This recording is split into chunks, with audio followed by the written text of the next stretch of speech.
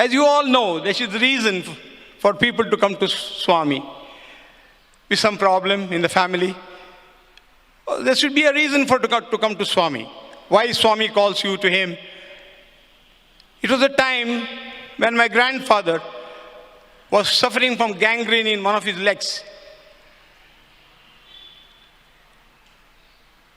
It was a very serious ailment, and the leg had to be amputated. My father's elder brother, a first cousin, Dr. M.P. Pai, a renowned surgeon, he had done his FRCS in UK, and he had settled down in Mangalore. He was the principal of the local Kasturba Medical College. With such an experienced person, even then he did not have the courage to operate on him and amputate the leg. There was another surgeon, uncle of mine, Dr. U.K. Kinney. Both of them had come from UK after their FRCS, and they were practicing in Mangalore, but they did not have the courage to operate on my grandfather. So somebody told my father about Swami, because my father was an ardent disciple of Shirdi Sai Baba. He used to go to Shirdi very, very often. I still remember in our childhood, when we went to Shirdi, sitting on the altar was a pujari from Udupi. And he saw that we were from Mangalore and started speaking to us in Kannada. He asked my father, "What is it that you want? What is the sankalpa that I need to speak to Shirdi Sai Baba?" And my father said, "I need a house to stay. I'm out of my family house, and I need a good house to stay." We came back to Mangalore. You will not believe. Within about a week, I still remember the old Austin car my dad had. We were the three children. We were sitting at the back, and we were going around looking for a house, a rental house. And our car broke down in front of a house. It's an old Austin car, a vintage car, you can say. It broke down, and it was a Sunday, and not too many people around. We really didn't know what to do. The gentleman standing across the street came to us, and he asked, "What is the problem?" And he said, "The car is broken down, but why we are here is we are looking for a house." You will not believe. The gentleman said, "This house that your car is broken down, this gentleman is leaving for the US next week. He's desperately looking for a tenant. And this is the house we are staying in even today." This was 1960. 1960. And my father went inside, spoke to him, and he was a doctor. And he was a student of my uncle, Dr. M.P. Pai, that I mentioned. And he said, "I have no reservation in giving it to you. Please come and sign the contract, and the house is yours." So this was a blessing. I'm sure it was from our Swami, but it came through Shirdi Sai Baba. So this uncle of mine said, my father told my uncle that, "I want to go and see this Sai Baba in Puttaparthi. Everybody says he's the reincarnation of Shirdi Sai Baba. I would like to go to Puttaparthi." So a group of about 5 people, I still remember, I was a small boy in 2nd grade or 3rd grade. They started one evening, and it took them almost 48 hours, my father would say, because it was a tough terrain at that time. Going to Bangalore itself was 12 hours from Mangalore. And then Puttaparthi, nobody knew the roads to Puttaparthi. And they reached Prashanti Nilayam after about 48 hours. They reached in the dead of the night. They slept under a tree.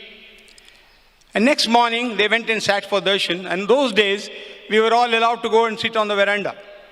And Swami would come out and choose people for interview.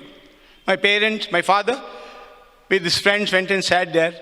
As soon as he came out, the first thing he did was picked up my father and the group. And he said, "Go inside." He chose a few other people, came inside. And as soon as he came inside the interview room, my father was telling me, he said, "Your car, MYX 765, got lost. You people got lost so many places. But I was the one who showed you the way to come to Prashanti Nilayam." And he said, "You are here for your father's operation." And these people are all wonderstruck.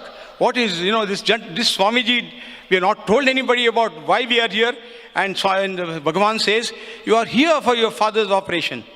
And ask your elder brother." And he says, "You ask your elder brother." Can you imagine?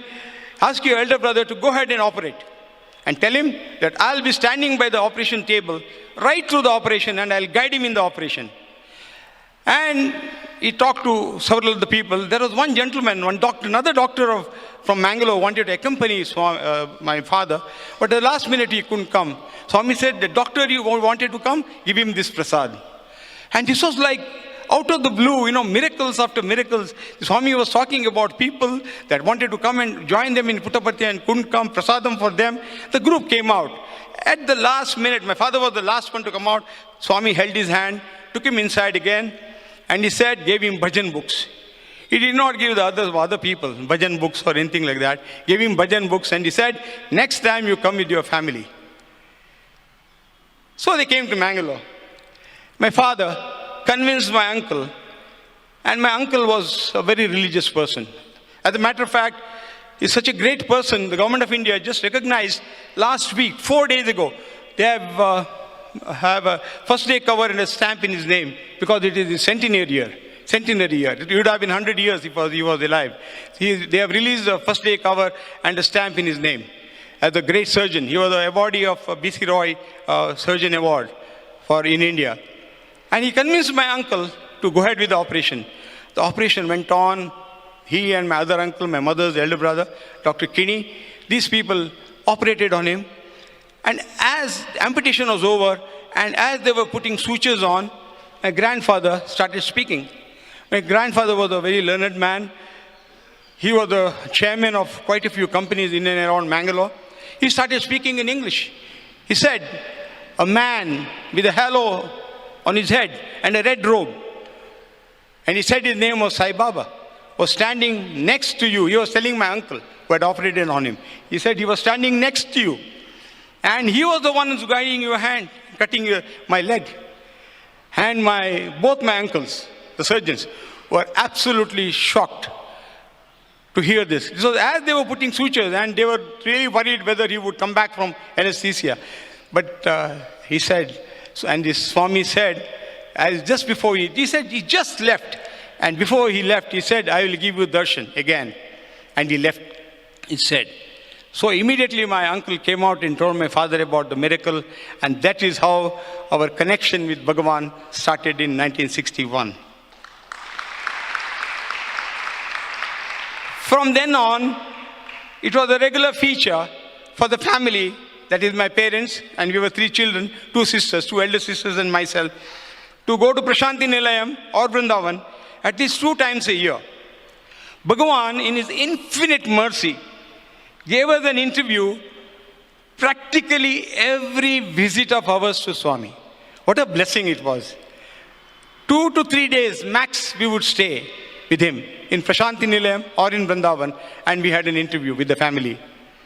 Swami would always tell us to come often. He would tell us that time, there will be lakhs of people in Prashanti Nilayam. Come as often as possible and take chances of his darshan, sparshan and sambhashan. In the future, there would be so many people, and he used to tell us that interviews would be very difficult.